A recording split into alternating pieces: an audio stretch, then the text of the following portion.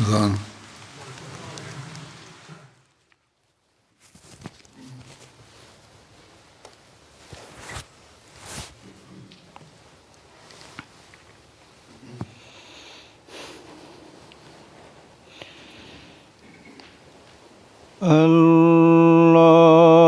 الله أكبر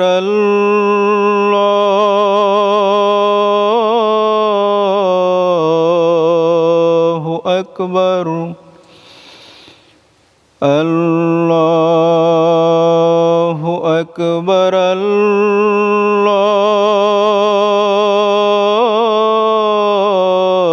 الله أكبر أشهد أن لا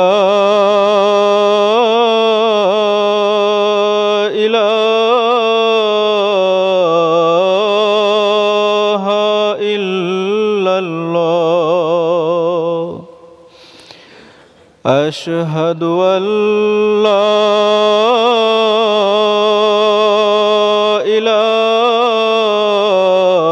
إله إلا الله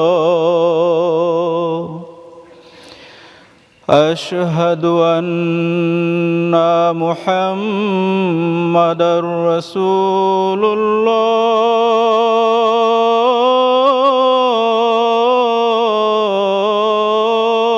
الله أشهد أن محمدًا رسول الله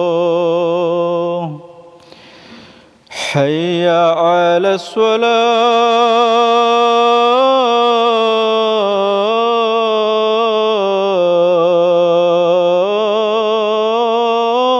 الصلاة حي على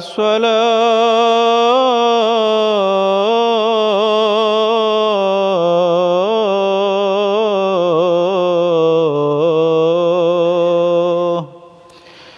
حي على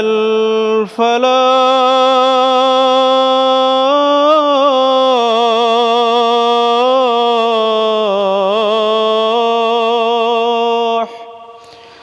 حي على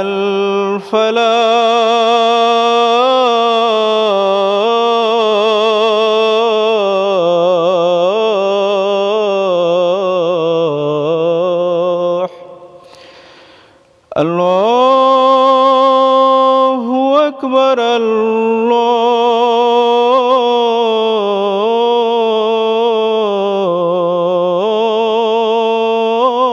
الله أكبر لا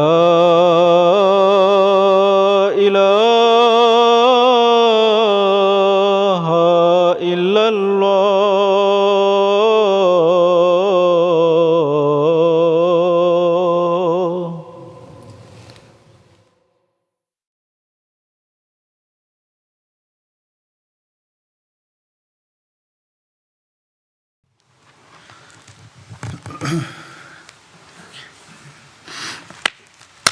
السلام عليكم ورحمة الله.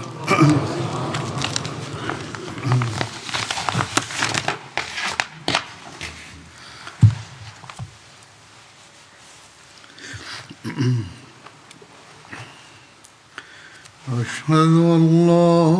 إله إلا الله وحده لا شريك له وأشهد أن محمدًا عبده ورسوله أما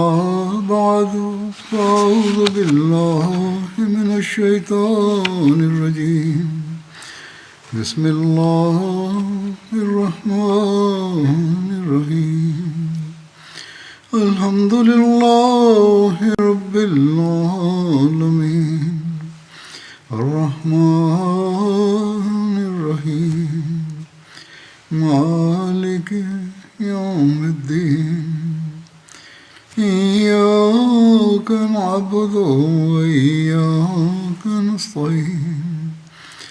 اهدنا الصراط المستقيم صراط الذين أنعمت عليهم غير المغضوب عليهم ولا الضالين.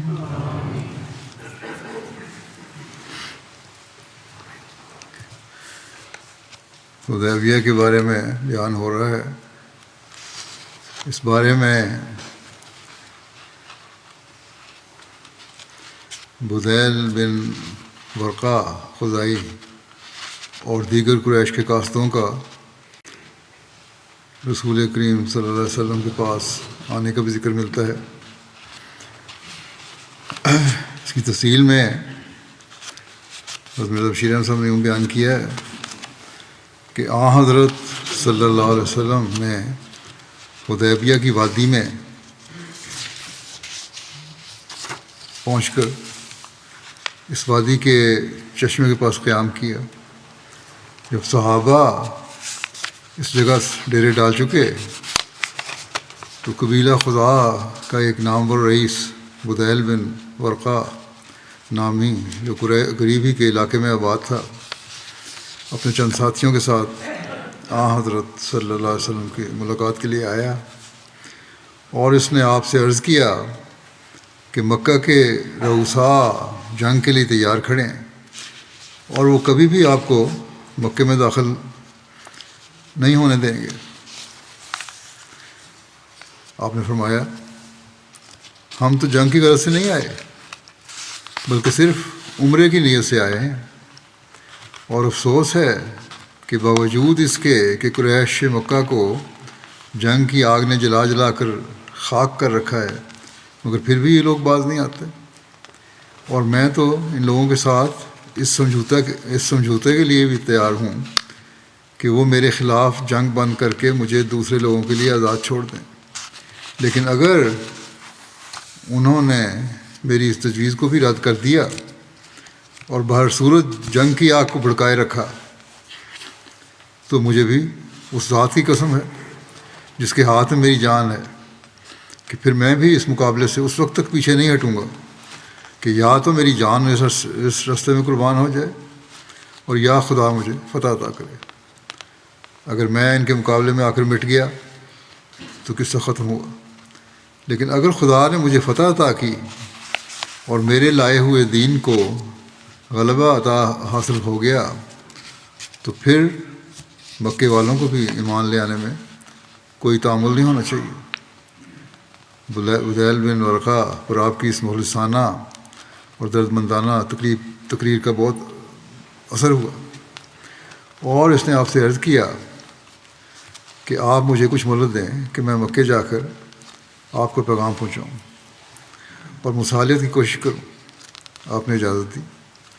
اور بدیل اپنے قبیلے کے چند آدمیوں کو اپنے ساتھ لے کر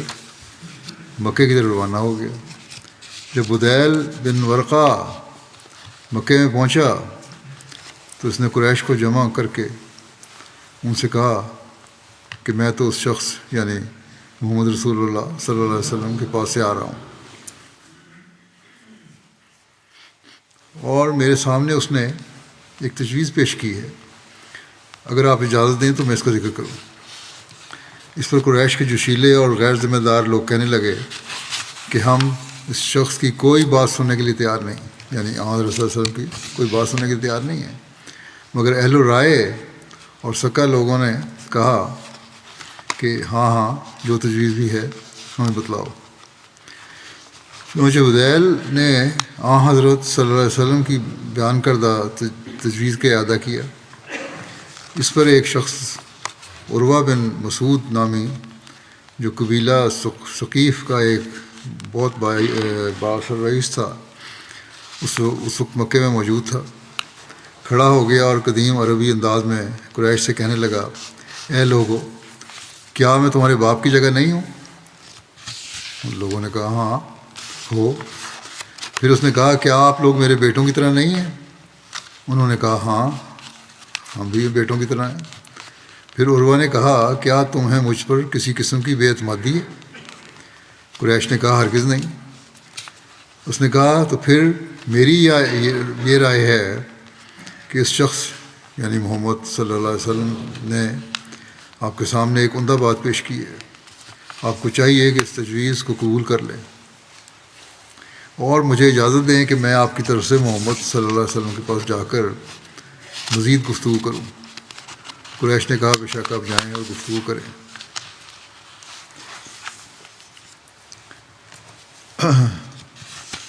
عروہ رسول اللہ صلی اللہ علیہ وسلم کے گیا، اس کی تفصیل میں لکھا ہے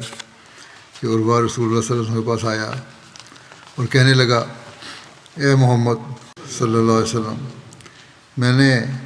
کعب بن لوئی اور عامر بن لوئی کو حدیبیہ کے پانیوں پر چھوڑا ہے، ان کے ساتھ دودھ دینے والی اونٹنیاں ہیں۔ انہوں نے حابیش قریش کے حلیف قبائل تھے، انہوں نے حبشی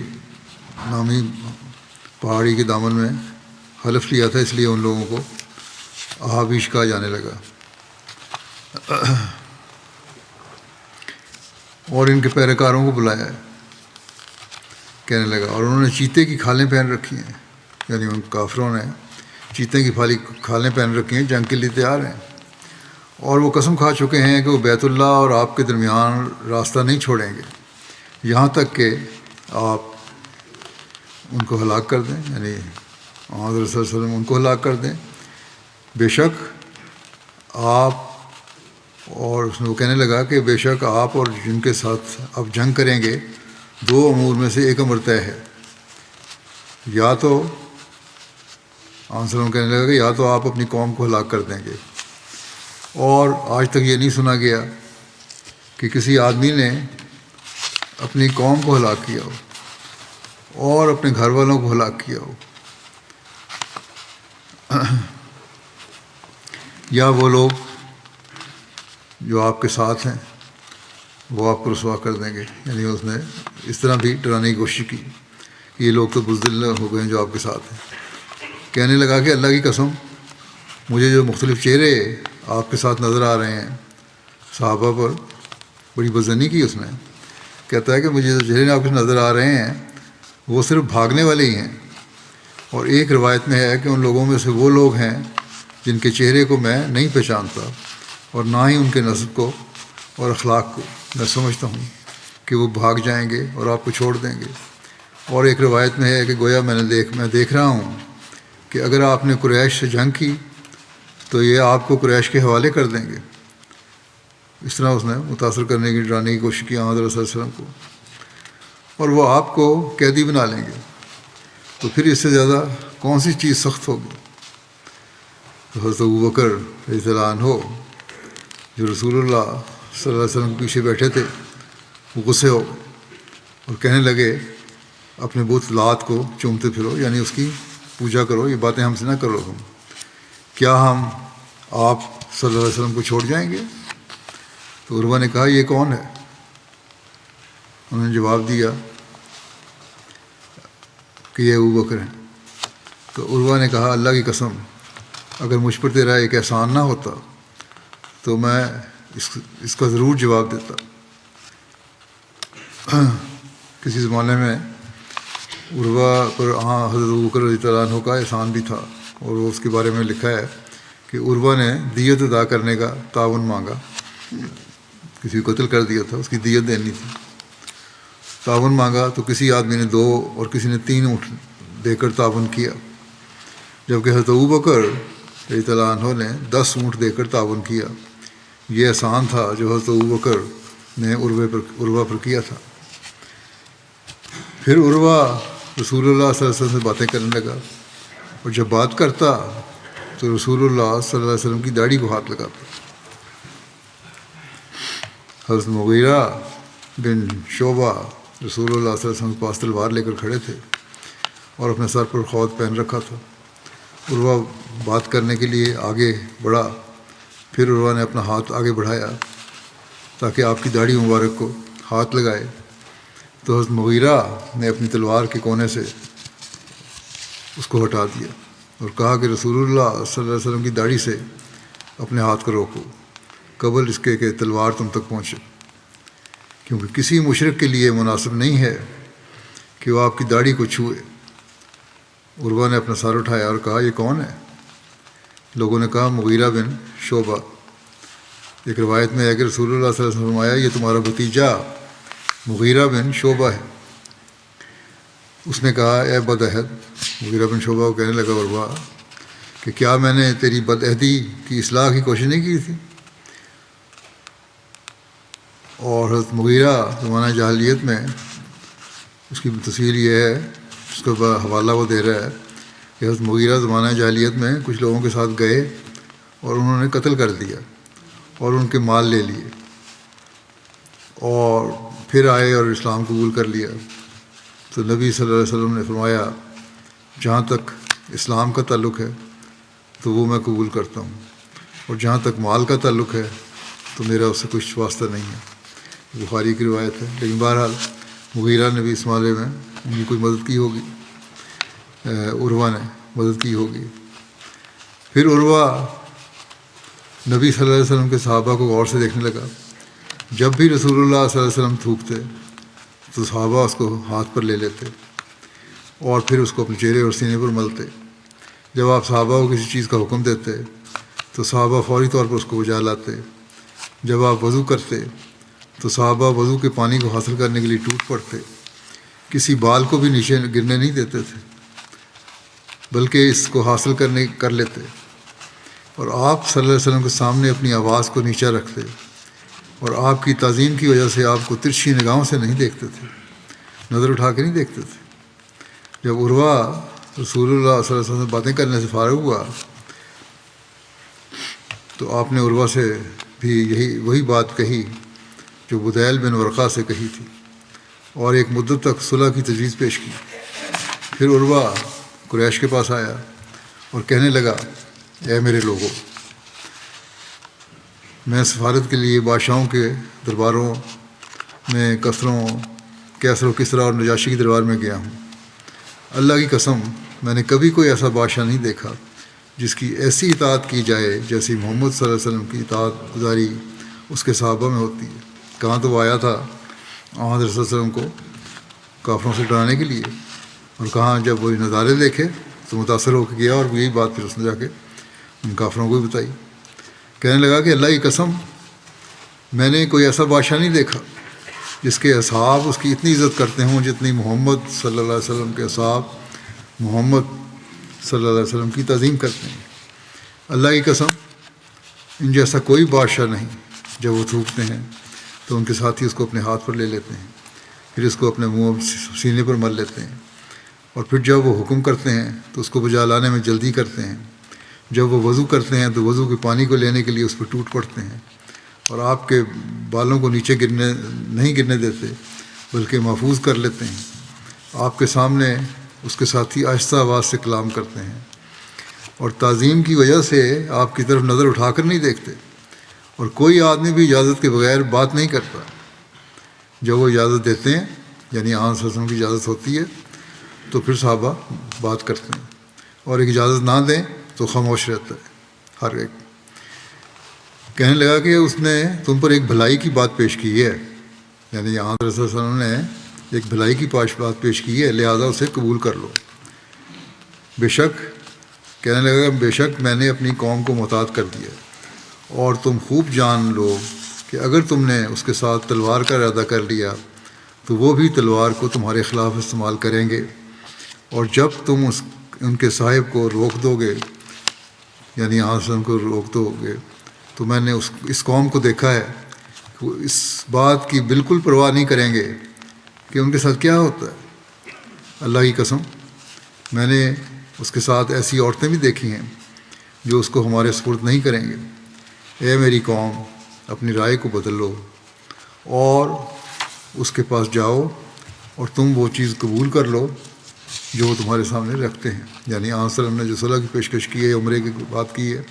اس کو مان لو۔ کہنے لگا کہ میں تمہارا خیر خواہ ہوں، اس کے ساتھ مجھے یہ خوف بھی ہے کہ تمہاری مدد اس شخص کے خلاف نہیں کی جائے گی جو بیت اللہ کی زیارت کے لیے آیا ہے۔ اس کے پاس قربانی کے جانور ہیں جن کو وہ ذبح کریں گے اور پھر لوٹ جائیں گے۔ اس پر قریش نے کہا اے ابو یافور، یعنی عروہ کو کہا پکارا، یہ بات نہ کرو، کیا تیرے علاوہ کسی اور شخص نے بھی یہ بات کی ہے؟ اس کے برعکس ہم اس کو اس سال واپس بھیج دیں گے اور وہ آئندہ سال آئیں گے۔ تو عروہ نے کہنے لگا کہ تم کو سخت مصیبت اٹھانا پڑے گی۔ پھر عروہ اور اس کے ساتھی طائف کی طرف چلے گئے۔ حضرت مسلمہ رضی اللہ عنہ نے بھی صلح حدیبیہ کے واقعات بیان کیے ہیں۔ آپ بھی بیان کرتے ہوئے فرماتے ہیں کہ رسول کریم صلی اللہ علیہ وسلم جب خانہ کعبہ کے طواف کے لیے تشریف لے گئے تو کفار مکہ نے خبر پا کر آپ اپنے ایک سردار کو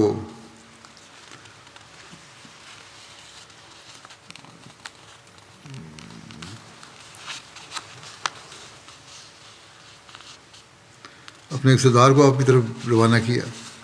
کہ وہ جا کر کہے کہ اس سال آپ طواف کے لیے نہ آئیں۔ وہ سردار آپ کے پاس پہنچا اور بات چیت کرنے لگا۔ بات کرتے وقت اس نے آپ کی ریش مبارک کو ہاتھ لگایا کہ آپ اس دفعہ طواف نہ کریں اور کسی اگلے سال پر ملتوی کر دیں۔ تو مسلمان فرماتے ہیں کہ یہ ہاتھ لگانا کوئی کسی بے ادبی کی وجہ سے نہیں تھا کہ بلکہ ایشیا کے لوگوں میں دستور ہے کہ جب وہ کسی سے بات منوانا چاہتے ہوں تو منت کے طور پر دوسرے کی داڑھی کو ہاتھ لگاتے ہیں یا اپنی داڑھی کو ہاتھ لگا کر کہتے ہیں کہ دیکھو میں بزرگ ہوں اور قوم کا سردار ہوں، میری بات مان جاؤ۔ چنانچہ اس سردار نے بھی منت کے طور پر آپ کی داڑھی کو ہاتھ لگایا۔ یہ دیکھ کر ایک صحابی آگے بڑھے اور اپنی تلوار کا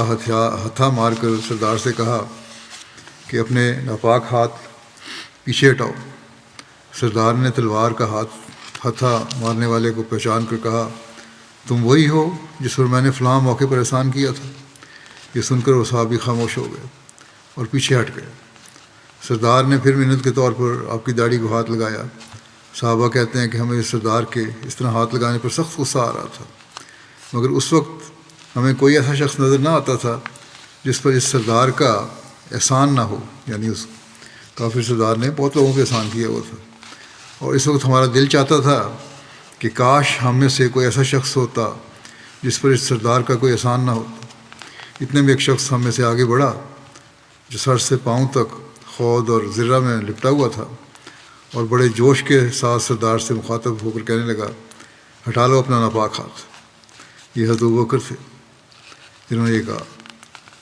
سردار نے جب ان کو پہچانا تو کہا ہاں میں تمہیں کچھ نہیں کہہ سکتا کیونکہ تم پر میرا کوئی احسان نہیں ہے۔ پھر حلیس بن علقمہ کنانی جو حابیش کا سردار تھا، جیسا کہ میں نے بتایا حابیش قریش کے حلیف قبائل تھے اور انہوں نے حبشی نامی پہاڑی کے دامن میں حلف لیا تھا، اس لیے ان کو حابیش کہتے ہیں۔ اس نے کہا مجھے حضرت صلی اللہ علیہ وسلم کے پاس جانے دو۔ تو قریش نے کہا جاؤ۔ جب اس نے رسول اللہ صلی اللہ علیہ وسلم کو بلندی سے دیکھا تو رسول اللہ صلی اللہ علیہ وسلم نے فرمایا یہ فلاں شخص ہے جو ایسے قبیلے سے تعلق رکھتا ہے جو قربانی کے جانوروں کا احترام کرتے ہیں، اور صحابہ کو فرمایا کہ اس کو دکھانے کے لیے قربانی کے جانور آگے گزارو۔ تو انہوں نے جانوروں کو آگے بھیج دیا۔ جب اس نے وادی کے کنارے ان جانوروں کو دیکھا جن کی گردن میں ہار تھے، جن کے زیادہ عرصہ رہنے کی وجہ سے، یعنی ہاروں کے زیادہ عرصہ گردن میں رہنے کی وجہ سے ان کی گردن کے بال جھڑ چکے تھے، وہ جانور بار بار آوازیں نکال رہے تھے۔ صحابہ نے تلبیہ کہتے ہوئے ان کا استقبال کیا، اور وہ آدھا مہینہ سے جہاں مقیم تھے انہوں نے خوشبو نہیں لگائی ہوئی تھی، یعنی صحابہ نے کوئی خوشبو نہیں لگائی تھی، اور ان کے بال بھی پراگندہ تھے۔ جب اس نے یہ دیکھا تو اس نے کہا کہ سبحان اللہ، ان لوگوں کے لیے مناسب نہیں کہ وہ بیت اللہ سے روکے جائیں۔ فوراً اس کا دل نرم ہو گیا۔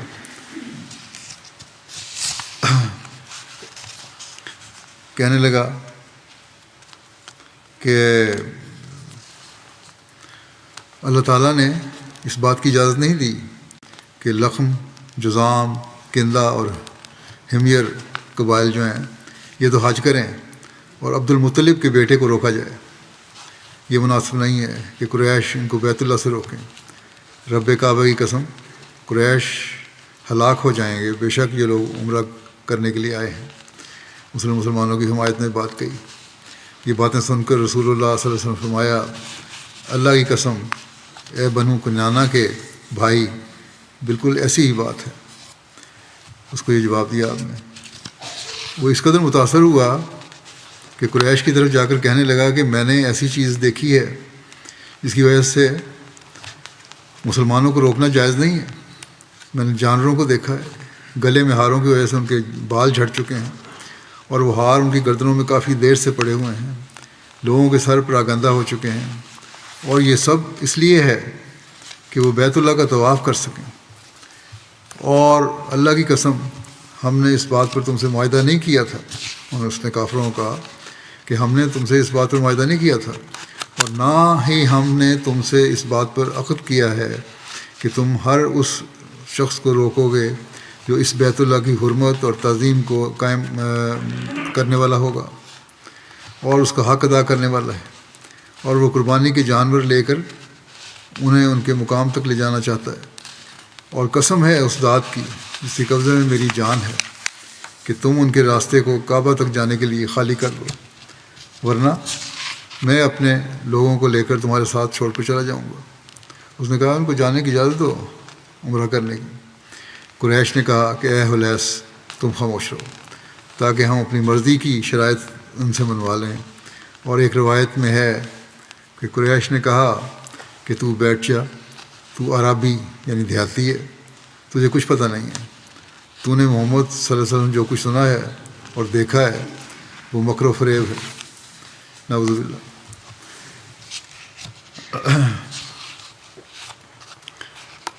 اس سفر میں حضرت کعب بن عجرہ کے لیے آرام میں سر منڈوانے کی رخصت کا ذکر ملتا ہے۔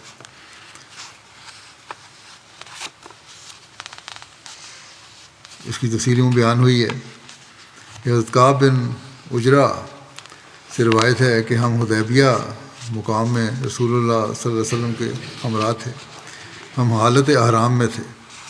مشرکین نے ہمارا محاصرہ کر رکھا تھا، میرے بال لمبے تھے،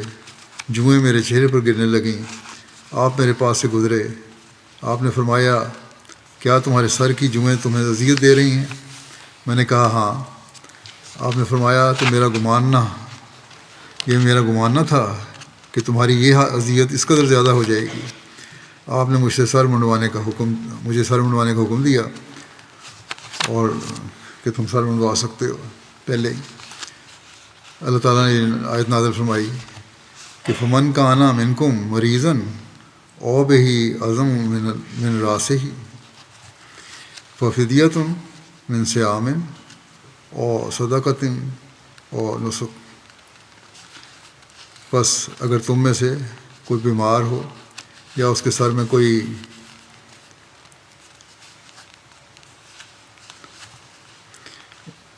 کوئی تکلیف ہو تو کچھ روزوں کی صورت میں یا صدقہ دے کر یا قربانی پیش کر کے فدیہ دینا ہوگا۔ یہ ایسی حالت میں تکلیف کی صورت میں یہ کیا جا سکتا، منوایا جا سکتا ہے۔ اس دوران میں قریش کا مکرز بن حفص کو بطور سفیر بھیجنے کا بھی ذکر ملتا ہے، جیسا کہ پہلے ذکر ہوا ہے کہ قریش سے اجازت لے کر مختلف لوگ بطور سفیر حضرت صلی اللہ علیہ وسلم کے پاس آتے تھے۔ بہرحال ان میں مکرز بن حفص کا بھی ذکر ہے۔ اس نے بھی قریش کو کہا کہ مجھے محمد صلی اللہ علیہ وسلم کو جانے دو۔ جب وہ آیا تو رسول اللہ صلی اللہ علیہ وسلم سے دیکھ کر فرمایا یہ ایک دھوکے باز شخص ہے، اور روایت میں فاجر کا لفظ بھی ملتا ہے۔ جب وہ رسول اللہ صلی اللہ علیہ وسلم کے پاس آیا تو رسول اللہ صلی اللہ علیہ وسلم نے اس سے بھی وہی بات کی جو عروہ اور بدیل سے کی تھی۔ پھر وہ اپنے ساتھیوں کی طرف لوٹ گیا اور ان کو ان باتوں کی خبر دی جو رسول اللہ صلی اللہ علیہ وسلم نے اس سے کی تھی۔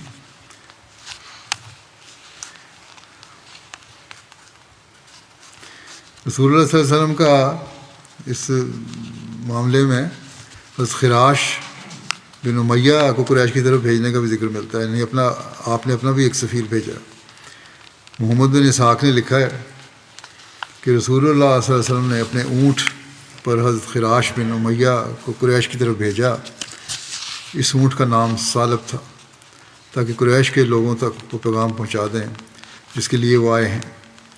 تو اکرمہ بن ابی جہل نے اونٹ کی کونچیں کاٹ ڈالیں۔ اکرمہ نے اس کے قتل کا بھی ارادہ کیا نمائندے کے، لیکن احابیش نے روک دیا، تو انہوں نے حضرت خراش کو جانے دیا اور وہ رسول اللہ صلی اللہ علیہ وسلم کے پاس واپس آ گئے، اور جو ان کے ساتھ ہوا تھا وہ رسول اللہ صلی اللہ علیہ وسلم کو بتا دیا۔ بہرحال قریش نقص امن کی صورتحال پیدا کرتے رہے، لیکن حضرت صلی اللہ علیہ وسلم درگزر فرماتے رہے۔ اس کی تفصیل میں ایک جگہ مرزا بشیر احمد صاحب نے یوں لکھا ہے کہ قریش مکہ نے اس پر اکتفا نہیں کیا، بلکہ اپنے جوش میں اندھے ہو کر اس بات کا بھی ارادہ کیا کہ جب کہ حضرت صلی اللہ علیہ وسلم اور آپ کے صحابہ مکے سے اس قدر قریب اور مدینے سے اتنی دور آئے ہوئے ہیں، تو ان پر حملہ کر کے جہاں تک ممکن ہو نقصان پہنچایا جائے۔ چنانچہ اس غرض کے لیے انہوں نے 40-50 آدمیوں کی ایک پارٹی حدیبیہ کی طرف روانہ کی، اور اس گفت و شنید کے پردے میں جو اس وقت فریقین میں جاری تھی، ان لوگوں کو ہدایت دی کہ اسلامی کیمپ کے ارد گرد گھومتے ہوئے طاق میں رہیں اور موقع پا کر مسلمانوں کا نقصان کرتے رہیں۔ بلکہ بعض روایتوں سے یہاں تک پتہ لگتا ہے کہ یہ لوگ تعداد میں 80 تھے، اور اس موقع پر قریش نے حضرت صلی اللہ علیہ وسلم کے قتل کی بھی سازش کی تھی، مگر بہرحال خدا تعالیٰ کے فضل سے مسلمان اپنی جگہ ہوشیار تھے۔ چنانچہ قریش کی اس سازش کا راز کھل گیا، اور یہ لوگ سب کے سب گرفتار کر لیے گئے۔ مسلمانوں کو اہل مکہ کی اس حرکت پر، جو اشر حرم ہے اور پھر گویا حرم کے علاقے میں کی گئی تھی، سخت طیش تھا، مگر حضرت صلی اللہ علیہ وسلم نے ان لوگوں کو معاف فرما دیا اور مصالحت کی کوشش میں روک نہ پیدا ہونے دی۔ پھر یہ ذکر ملتا ہے، بڑا مشہور واقعہ ہے، جب حضرت عثمان رضی اللہ عنہ کو بھی بطور سفیر حضرت صلی اللہ علیہ وسلم نے بھجوایا۔ علامہ بہقی نے عروہ سے روایت کی ہے کہ پھر نبی کریم صلی اللہ علیہ وسلم نے حضرت عمر بن خطاب کو بلایا تاکہ انہیں قریش کی طرف بھیجیں، تو انہوں نے عرض کیا کہ یا رسول اللہ صلی اللہ علیہ وسلم، قریش میری دشمنی سے واقف ہیں، اس لیے مجھے اپنی جان پر خوف ہے، اور بنو عدی میں سے کوئی شخص ایسا نہیں ہے جو میری حفاظت کرے۔ اور یا رسول اللہ کہنے لگے کہ یا رسول اللہ، اگر آپ چاہتے ہیں تو میں چلا جاتا ہوں۔ تو رسول اللہ صلی اللہ علیہ وسلم نے ان سے کچھ نہ کہا۔ تو حضرت عمر نے کہا یا رسول اللہ، میں آپ کو ایک ایسے شخص کا بتلاتا ہوں جس کی مکے میں مجھ سے زیادہ عزت ہے اور زیادہ بڑا خاندان ہے، جو اس کی حفاظت کریں گے، اور وہ آپ کے پیغام کو جو آپ چاہتے ہیں پہنچا دیں گے۔ اور وہ شخص حضرت عثمان بن عفان ہے۔ حضرت عمر نے کسی جان کے خوف سے یہ بات نہیں کہی تھی، کہا تھا میں جاؤں گا، اور قریش کو مسلمانوں کے پرامن ارادوں اور عمرے کی نیت سے آگاہ کریں۔ اور آپ صلی اللہ علیہ وسلم نے حضرت عثمان کو اپنی طرف سے ایک تحریر بھی لکھ کر دی جو رؤسائے قریش کے نام تھی۔ اس تحریر میں حضرت صلی اللہ علیہ وسلم نے اپنے آنے کی غرض بیان کی اور قریش کو یقین دلایا کہ ہماری نیت صاف ہے، ہماری نیت صرف ایک عبادت کا بجا لانا ہے، اور ہم پرامن صورت میں عمرہ بجا لا کر واپس چلے جائیں گے۔ آپ صلی اللہ علیہ وسلم نے حضرت عثمان سے یہ بھی فرمایا کہ مکے میں جو کمزور مسلمان ہیں انہیں بھی ملنے کی کوشش کرنا اور ان کی ہمت بڑھانا، اور کہنا کہ ذرا اور صبر سے کام لیں، خدا عنقریب کامیابی کا دروازہ کھولنے والا ہے۔ بڑا یقین تھا حضرت صلی اللہ علیہ وسلم کو۔ یہ پیغام لے کر حضرت عثمان مکے میں گئے، اور ابو سفیان سے مل کر، جو اس زمانے میں مکے کا رئیس اعظم تھا اور حضرت عثمان کا قریبی عزیز بھی تھا، اہل مکہ کے ایک عام مجمع میں پیش ہوئے۔ اس مجمع میں حضرت عثمان نے حضرت صلی اللہ علیہ وسلم کی تحریر پیش کی، جو مختلف رؤسائے قریش نے فرداً بھی ملاحظہ کی، مگر باوجود اس کے سب لوگ اپنی اس ضد پر قائم رہے کہ بہرحال مسلمان اس سال مکے میں داخل نہیں ہو سکتے۔ حضرت عثمان کے زور دینے پر قریش نے کہا کہ اگر تمہیں زیادہ شوق ہے تو ہم تم کو ذاتی طور پر طواف بیت اللہ کا موقع دے دیتے ہیں۔ حضرت عثمان کو آفر کی کہ آپ کر لیں طواف، مگر اس سے زیادہ نہیں ہو سکتا۔ حضرت عثمان نے کہا یہ کیسے ہو سکتا ہے کہ رسول اللہ صلی اللہ علیہ وسلم تو مکے سے باہر روکے جائیں اور میں طواف کروں؟ مگر قریش نے کسی طرح نہ مانا اور بالآخر حضرت عثمان مایوس ہو کر واپس آنے کی تیاری کرنے لگے۔ اس موقع پر مکے کے شریر لوگوں کو یہ شرارت سوجی کہ انہوں نے غالباً اس خیال سے کہ اس طرح ہمیں مصالحت میں زیادہ مفید شرائط حاصل ہو سکیں گی، حضرت عثمان اور ان کے ساتھیوں کو مکے میں روک لیا۔ اس پر مسلمانوں میں یہ افواہ مشہور ہوئی کہ اہل مکہ نے حضرت عثمان کو قتل کر دیا۔ پھر یہ خبر جو پہنچی تو وہاں وہ بیعت لی حضرت صلی اللہ علیہ وسلم نے، جو بیعت رضوان کہلاتی ہے۔ اس کی تفصیل میں لکھا ہے کہ یہ خبر یعنی حضرت عثمان کی شہادت کی خبر حدیبیہ میں پہنچی تو مسلمانوں میں سخت جوش پیدا ہوا، کیونکہ عثمان رضی اللہ عنہ حضرت صلی اللہ علیہ وسلم کے داماد اور معزز ترین صحابہ میں سے تھے، اور مکے میں بطور اسلامی سفیر کے گئے تھے، اور یہ دن بھی عشر حرم کے تھے، اور پھر مکہ خود حرم کا علاقہ تھا۔ حضرت صلی اللہ علیہ وسلم نے فوراً تمام مسلمانوں میں اعلان کر کے انہیں ایک ببول یعنی کیکر کے درخت کے نیچے جمع کیا، اور جب صحابہ جمع ہو گئے تو آپ صلی اللہ علیہ وسلم نے اس خبر کا ذکر کر کے فرمایا کہ اگر یہ اطلاع درست ہے تو خدا کی قسم ہم اس جگہ سے اس وقت تک نہیں ٹلیں گے کہ عثمان کا بدلہ نہ لے لیں۔ پھر آپ نے صحابہ سے فرمایا آؤ اور میرے ہاتھ پر ہاتھ رکھ کر جو اسلام میں بیعت کا طریق ہے یہ عہد کرو کہ تم میں سے کوئی شخص پیٹھ نہیں دکھائے گا اور اپنی جان پر کھیل جائے گا، مگر کسی حال میں اپنی جگہ نہیں چھوڑے گا۔ اس اعلان پر صحابہ بیعت کے لیے اس طرح لپکے کہ ایک دوسرے پر گرے پڑتے تھے، اور ان 1400-1500 مسلمانوں کا کہ یہی اس وقت اسلام کی ساری پونجی تھی، ایک فرد اپنے محبوب آقا کے ہاتھ پر گویا دوسری دفعہ بک گیا۔ جب بیعت ہو رہی تھی حضرت صلی اللہ علیہ وسلم نے اپنا بایاں ہاتھ اپنے دائیں ہاتھ پر رکھ کر فرمایا یہ عثمان کا ہاتھ ہے، کیونکہ اگر وہ یہاں ہوتا تو اس مقدس سودے میں کسی سے پیچھے نہ رہتا، لیکن اس وقت وہ خدا اور اس کے رسول کے کام میں مصروف ہے۔ اس طرح یہ بجلی کا سا منظر اپنے اختتام کو پہنچا۔ اسلامی تاریخ میں یہ بیعت رضوان کے نام سے مشہور ہے، یعنی وہ بیعت جس میں مسلمانوں نے خدا کی کامل رضا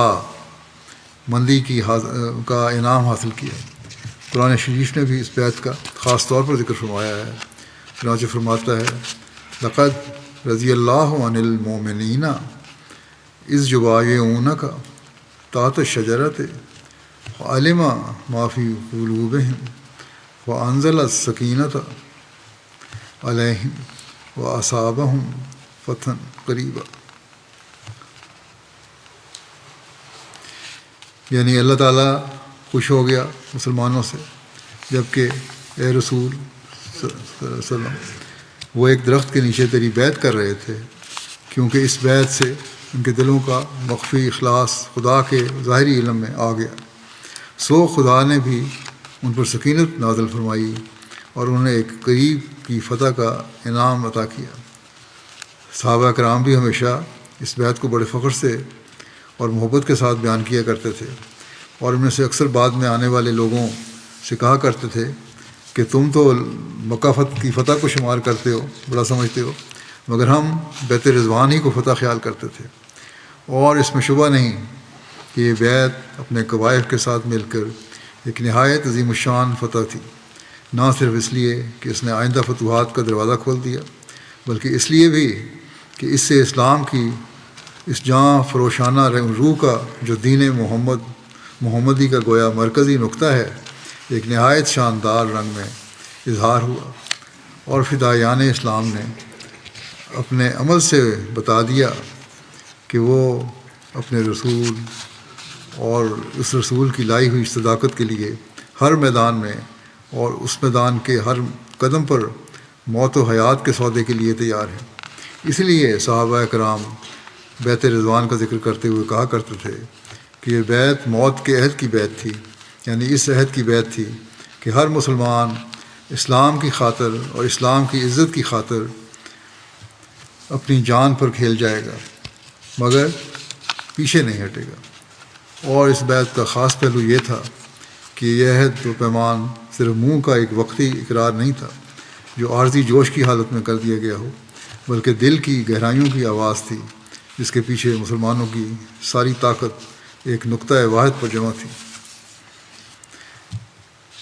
حضرت عثمان کی شہادتی خبر اور بیت رضوان کا ذکر حضرت مسلم موعود نے فرمایا ہے۔ اس میں لکھتے ہیں، اپنے بیان فرماتے ہیں اپنے ایک خطبے میں، تقریر میں،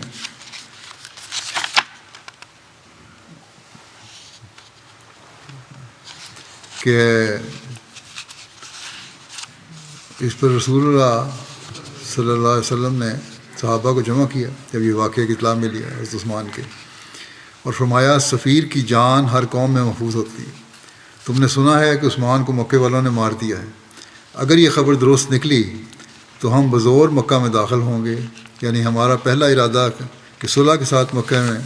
داخل ہوں گے۔ جن حالات کے ماتحت تھا وہ چونکہ تبدیل ہو جائیں گے، اس لیے ہم اس ارادے کے پابند نہ رہیں گے۔ جو لوگ یہ عہد کرنے کے لیے تیار ہوں کہ اگر ہمیں آگے بڑھنا پڑا تو یا ہم فتح کر کے لوٹیں گے یا ایک ایک کر کے میدان میں مارے جائیں گے، وہ اس عہد پر میری بیعت کریں۔ آپ کا یہ اعلان کرنا تھا کہ 1500 زائر جو آپ کے ساتھ آیا تھا یکدم 1500 سپاہی کی شکل میں بدل گیا، اور دیوانہ وار ایک دوسرے پر پھاندتے ہوئے انہوں نے رسول اللہ صلی اللہ علیہ وسلم کے ہاتھ پر دوسروں سے پہلے بیعت کرنے کی کوشش کی۔ یہ بیعت تمام اسلامی تاریخ میں بہت بڑی اہمیت رکھتی ہے اور درخت کا عہد نامہ کہلاتی ہے، کیونکہ جس وقت بیعت لی گئی اس وقت رسول کریم صلی اللہ علیہ وسلم ایک درخت کے نیچے بیٹھے تھے۔ صلح حدیبیہ کے حوالے سے مزید انشاءاللہ اور تفصیل ہے، آئندہ بیان کروں گا۔ میں یہ بھی کہنا چاہتا ہوں، جیسا کہ سب جانتے ہیں کہ یورپ میں بھی حالات بڑی تیزی سے جنگ کی طرف جا رہے ہیں۔ یوکرین اور روس کی جنگ پھیلنے کا خطرہ بڑھتا جا رہا ہے، دھمکیاں مل رہی ہیں یورپ کے باقی ملکوں کو بھی۔ اکثر جو ہیں عقل رکھنے والے اور امن پسند لوگ، لیڈر، اس بارے میں پریشان بھی ہیں۔ بہرحال دعا کریں اللہ تعالیٰ احمدیوں اور امن پسند لوگوں کو جنگ کے بد اثرات سے محفوظ رکھے، اور یہ لوگ ایسے ہتھیار استعمال نہ کریں جنگ میں جن کے استعمال سے آئندہ نسلیں متاثر ہوتی ہوں۔ مسلمان ممالک کے لیے بھی دعا کریں، اللہ تعالیٰ ان کو بھی عقل اور سمجھ دے، اور وہ لوگ بھی حق پہچاننے کی، اللہ ان کو حق پہچاننے کی توفیق دے۔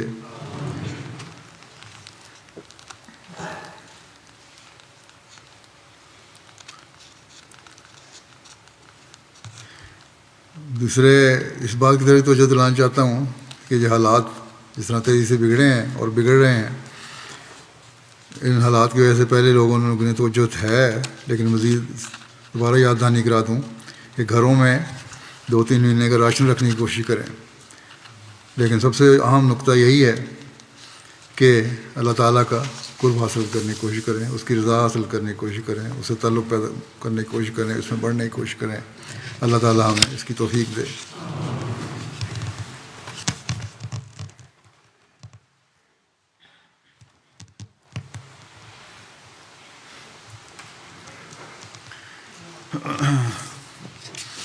الحمد للہ نحمدہ ونستعینہ ونستغفرہ ونؤمن بہ ونتوکل علیہ ونعوذ باللہ من شرور انفسنا ومن سیئات اعمالنا من یہدہ اللہ فلا مضل لہ ومن يضلل فلا هادي له ونشهد أن لا إله إلا الله ونشهد أن محمدا عبده ورسوله عباد الله رحمكم الله إن الله يأمر بالعدل والإحسان وإيتاء ذي القربى وينهى عن الفحشاء والمنكر والبغي يعظكم لعلكم تذكرون اذكروا الله يذكركم وادعوه يستجب لكم ولذكر الله أكبر